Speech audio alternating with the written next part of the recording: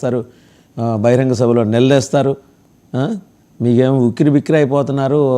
ఆ సఫారీ ఈ వేషధారణ కింద, వస్త్రధారణ కింద చెమటలు పట్టేస్తున్నాయి. ఏంటి, ఎక్కడ గ్యాప్ వచ్చింది సీఎం గారికి, డిప్యూటీ సీఎం గారికి?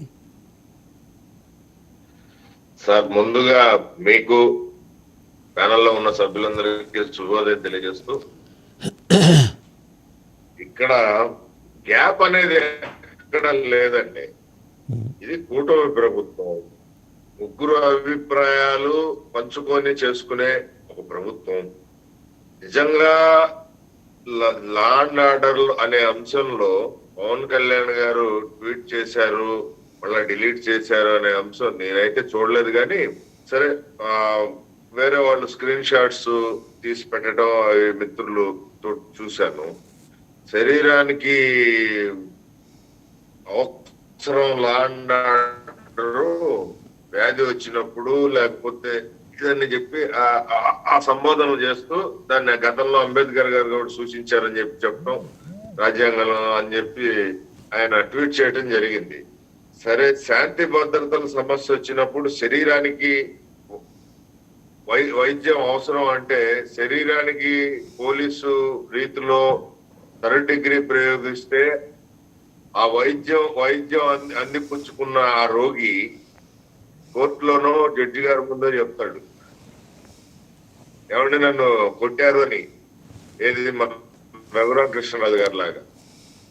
ఇట్లా కొన్ని చట్టపరమైన సమస్యలు ఉన్నాయి.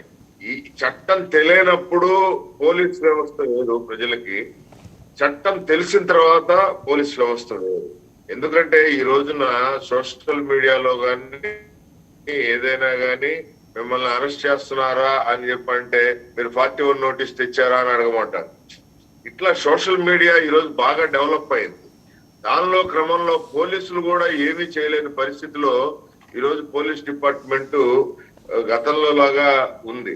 మరి అట్లాంటి పరిస్థితుల్లో మరి పవన్ కళ్యాణ్ గారు కొన్ని చెప్పిన మాటలు వాస్తవమే అయినప్పటికీ మరి హోమ్ మినిస్టర్ గారు కూడా కొంత ఇబ్బంది పడుతున్న మాట వాస్తవమే. ముఖ్యమంత్రి చంద్రబాబు నాయుడు గారు కూడా ఇబ్బంది పడుతున్న మాట వాస్తవమే.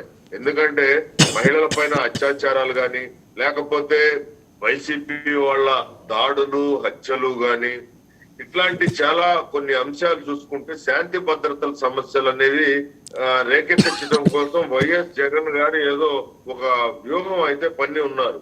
ఎందుకంటే గతంలో ఆయన చెప్పు చేతల కింద పోలీసులు నడిచిన వ్యవస్థలాగా ఈ రోజు నడవాలి అంటే అది చాలా కష్టసాధ్యమైంది. ఎందుకంటే ఒక పక్కన జగన్ చేసినట్లుగా చంద్రబాబు గారు కూటమి ప్రభుత్వం చేస్తేనేమో ప్రజల్లో వ్యతిరేకత అయితే వస్తుంది.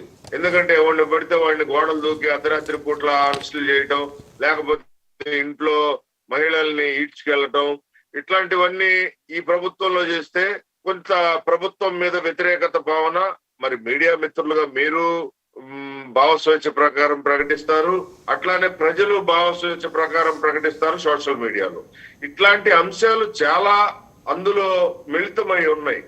గతంలో జగన్ ప్రభుత్వం లాగా చేయాలి అంటే అది పోలీసు ఆ రోజున అట్లా చేయటం కూడా చాలా తప్పు. ఎందువల్లంటే ఇప్పుడు అదే ప్రెజర్ ఈ ప్రభుత్వం పోలీసు మీద పెడితే ఎంత దారుణమైన పరిస్థితుల్లో పోలీసు ఉంటుందంటే అసలు మేము ఉద్యోగాలు చేయమని పారిపోయే పరిస్థితికి వస్తారు. ఎందుకంటే అసలు పోలీసు పెట్టాల్సిన అవసరమే ఉంది. శ్రీధర్ శర్మ గారు, ప్రెషర్ పెట్టాల్సిన అవసరమే ఉంది. వాళ్ళ ఉద్యోగాలు వాళ్ళు చేయాలి. ప్రభుత్వం చెబితేనో, ముఖ్యమంత్రి చెప్తానో, హోంమంత్రి చెప్తానో, డిప్యూటీ సీఎం చెప్తానో కాదు. వాళ్ళకంటూ కొన్ని గైడ్లైన్స్, ప్రిస్క్రైబ్డ్ ఫార్మాట్ ఉంటుంది. They have to go by that. CM చెప్పారు కాబట్టి అరెస్ట్ చేస్తున్నాం. ఇప్పుడు అడిషనల్ ఎస్పీ అతను విజయపాల్ని అరెస్ట్ చేశారు, నిన్న చేసి తీసుకొచ్చారు. వాళ్ళు గుంటూరు తీసుకొస్తున్నారు రఘురామ కృష్ణరాజు గారిని టార్చర్ పెట్టిన కేసులో. సో అది ఆ ప్రొసీజర్ ప్రకారం they have to go. And ఇంకోటి, వైసీపీ కార్యకర్తలు దాడులు చేస్తున్నారు, హత్యలు చేస్తున్నారు. దేశాలు పట్టిపోయారండి, ఎవరు కనిపించట్లా. ఎక్కడ అరాకొర అలా రేగిడి లక్ష్మణరావు గారు పాపం ఏదో ఒక ఆశతోటి ఆ కొవ్వతోటి పెట్టుకొని ఆయన తిరుగుతున్నారు. ఇలాంటి వాళ్ళకి 10 మంది ఉన్నారు హార్డీ. నిజంగా పార్టీకి ఆ లైన్ ఏదైనా మనకి నచ్చకపోవచ్చు కాక, బట్ ఆ లైన్ కట్టుబడి వాళ్ళు పనిచేస్తున్న వాళ్ళు 10 మంది ఉన్నారు అంతే హార్డీ. చూపించండి మీరు నాయకుల్ని. ఉన్నారండి. అంటే శాంతి లా అండ్ ఆర్డర్ పోలీస్ వ్యవస్థ ఇంకా మనల్ని ఏం చేయదు అని కాలర్ ఎగరేసుకున్న వైసీపీ నేతలు కొన్ని జిల్లాల్లో చాలా మంది నగరాల్లో, గ్రామాల్లో, మండలాల్లో తిరుగుతున్నారు. వాళ్ళు ఈ ప్రభుత్వం ఏం చేయలేదు మనల్ని అని చెప్పి ఒక ధైర్యంతో కొంతమంది తిరుగుతున్నారు. కొన్ని అరాచకాలు జరుగుతున్నాయి. వాటిని ఎలా హ్యాండిల్ చేయాలనేది పోలీస్ వ్యవస్థ కూడా ఒక పెద్ద కసరత్తు ఇప్పుడు వాళ్ళకి. ఇప్పుడు ఇది ప్రభుత్వ సమస్య కాదండి, ఎందుకంటే ఇది ఒక రకమైన పోలీసు వ్యవస్థకే ప్రశ్నార్థకమైన సమస్య. ఇప్పుడు ఇది పోలీసు వ్యవస్థ అనేది తీరు మార్చుకుంటుందా ఈసారి నుంచి అయినా, లేకపోతే ఒక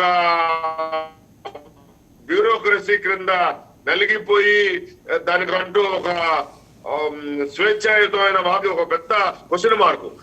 ఈ రోజున ఇంతమంది ఒక ముఖ్యమంత్రి స్థాయిలో ఉన్న మరి చంద్రబాబు నాయుడు గారు కానీ, ఉప ముఖ్యమంత్రి స్థాయిలో ఉన్న పవన్ కళ్యాణ్ గారు కానీ, హోమ్ మినిస్టర్ స్థాయిలో ఉన్న మరి ఆమె అనిత గారు కానీ, వీళ్ళందరూ పోలీసు వ్యవస్థ గురించి ఒక తీవ్రమైన విమర్శలు చేస్తున్నప్పుడు ఆ వ్యవస్థ ఎలా సరి చేసుకోవాలి అనేది ఈ రోజు ఆ డీజీపీ స్థాయిలో గాని, కింద స్థాయిలో ఉన్న హోంగార్డు కానిస్టేబుల్ స్థాయిలో గాని మరి దాని మీద చర్చ జరిగి వాళ్ళలో వాళ్ళు మార్పు తెచ్చుకునే అనేది ఏర్పాటు చేసుకునే సౌలభ్యం ఈ ప్రభుత్వంలో ఉంటుంది అనేది నేనైతే ఒకసారి మీరు పోలీసులందరికీ కూడా సెన్సిటైజేషన్ ప్రోగ్రామ్ పెట్టండి. అంటే ప్రభుత్వం మారింది, ముఖ్యమంత్రి మారారు, జగన్మోహన్ రెడ్డి గారు ఆయన కానీ ఆయన పార్టీ కానీ ఒక చరిత్ర, వాళ్ళ వర్తమానంలో లేరు, అందువల్ల మీ ఉద్యోగాలు మీరు ఒళ్ళు దగ్గర పెట్టుకొని చేయండి చెప్పండి. మీరు గట్టిగా మళ్ళీ వస్తాం మీ దగ్గరికి.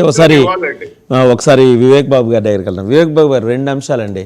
ఒకటి, నాగబాబు గారా లేకపోతే మరో కీలకమైన నేత మీ పార్టీ నుంచి రాజ్యసభకి 2 పేర్లు ఆయన సజెస్ట్ చేశారు.